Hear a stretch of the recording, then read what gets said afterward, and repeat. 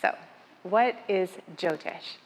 Jyotish is an ancient astrological science that is basing the movement and position of the planets and constellations through time and space that helps us gain greater insights and predictions into understanding the nature of life itself. Many different variables are looked at within a Jyotish reading. This is intended to outline some of those principles so we can dive deeper into the wisdom of your specific chart and understanding in our reading one-on-one together. So first and foremost, we look at the position of the planets within the scope of the constellations and in the scope of other positioning aspects of the sky at the exact time and exact place of birth. This will allow us to start to unpack some of the fundamental elements of what comes alive through the wisdom of these grahas, or these planets. We can look at these 9 planets, these 9 celestial bodies, as record keepers, the keepers of karma, the storers of this memory encoded within this space-time continuum that we exist in, our relative reality, so to speak, as opposed to the absolute. But that's a conversation for another day. So when we look at these 9 grahas, these navgrahas, we're looking at what they're activating during any sort of season or transit of life. So seasons are known as dashas.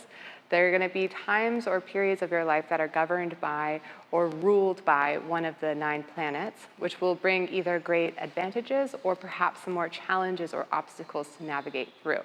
And knowing this information can help us really understand the flow of time and seeing it more as a relative value and looking at it as a way to see what we want to reap during that season, what seeds to plant and what we want to harvest in each of these transits. We also look at the transits of planets, so what's going on currently in the sky, and superimpose that on top of your natal birth time and place, that chart, your janma kundalini, and that's going to also give us more insight as far as the timing of the season of your life. So what are the 9 planets, the navgrahas? They're these celestial bodies: the sun, moon, Mercury, Venus, Mars, Jupiter, Saturn, 7. And then those 7 are all visible to the human eye without a telescope. So we look at those ones primarily, and we don't look at those outer planets. Even though the rishis knew of the outer planets, they just don't carry enough weight in terms of their gravitational pull on us on Earth, nor can we actually see them to encode or to really decipher what their messages are. And there's plenty, believe me, plenty to work with what we can see within the context of the 9 planets. So we've seen the 7, and then we also can look at the 2 shadow planets of the moon's lunar path. The north node and the south node are characterized as Rahu and Ketu, the head and tail of a serpent. It's kind of shadowy energies, except for when they're illuminated during the eclipses. So this gives us a better understanding as to the nature of what these planets entail. Like, they'll be a bit more elusive, a bit more psychologically impactful, as opposed to, say, for example, the impact of the sun, which is organization. The sun is at the center of our solar system, so everything organizes around the sun. It's a very hot, big, energetic planet. It has lots of fire coming from it, so it can do things very quickly in a short amount of time.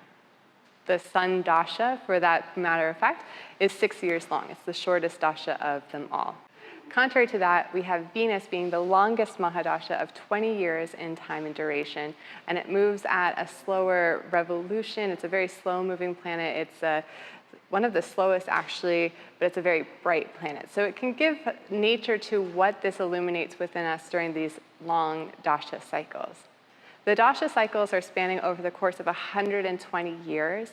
According to the sister science of Jyotish, of yoga, Ayurveda, the maximum lifespan on Earth right now is maximum at 120 years. So we see these dashas, these 9 planetary phases, divided up over the course of 120 years, ranging from 6 years in duration to 20 years in duration.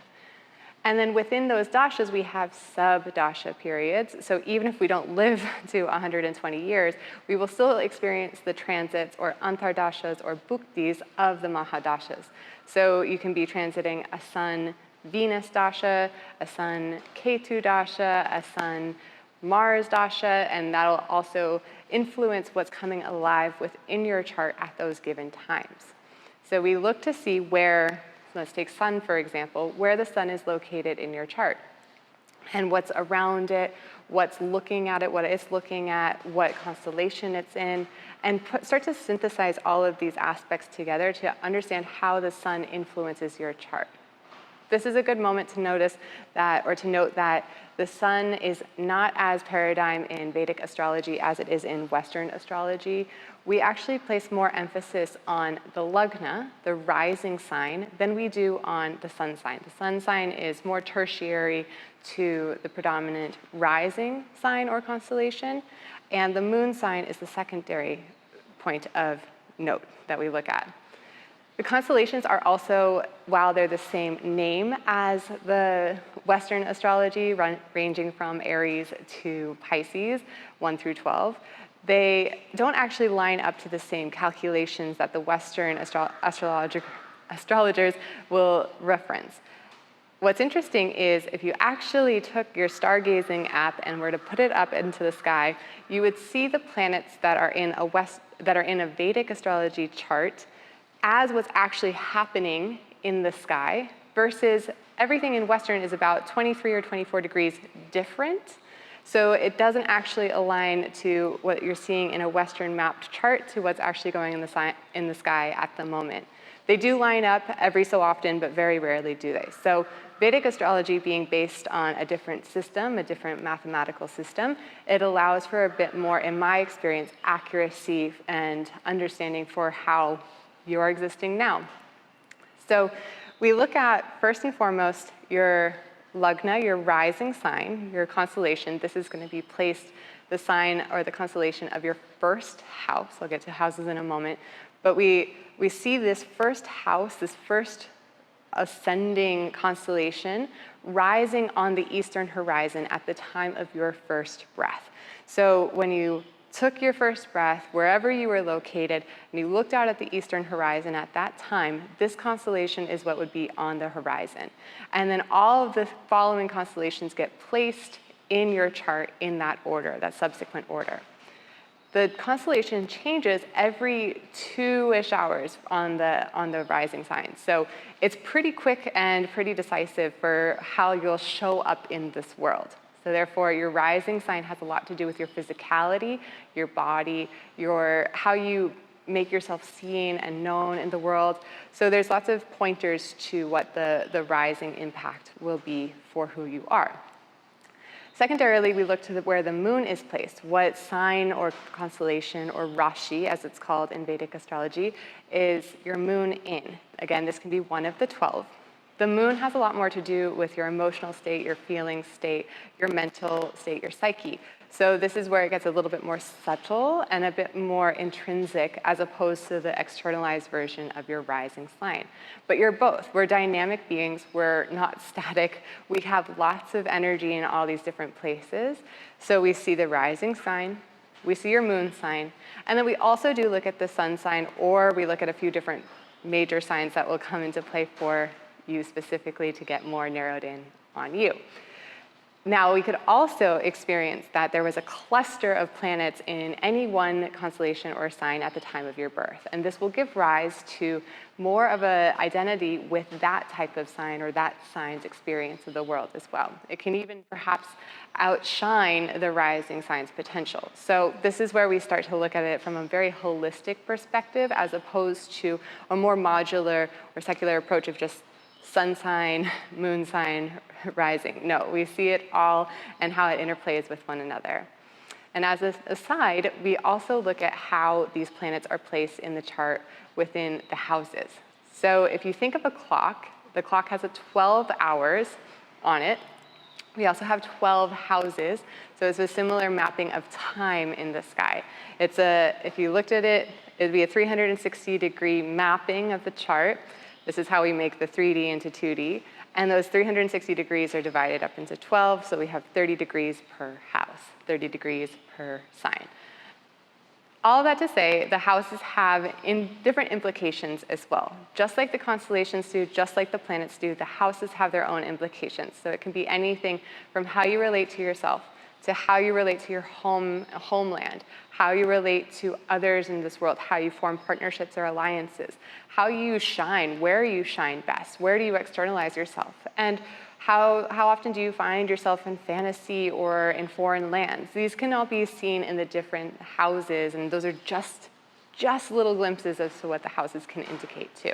We're thinking of the whole experience of life at large mapped out within the potential of a chart. So there's lots of synthesis that comes into play through my own interpretation of the charts.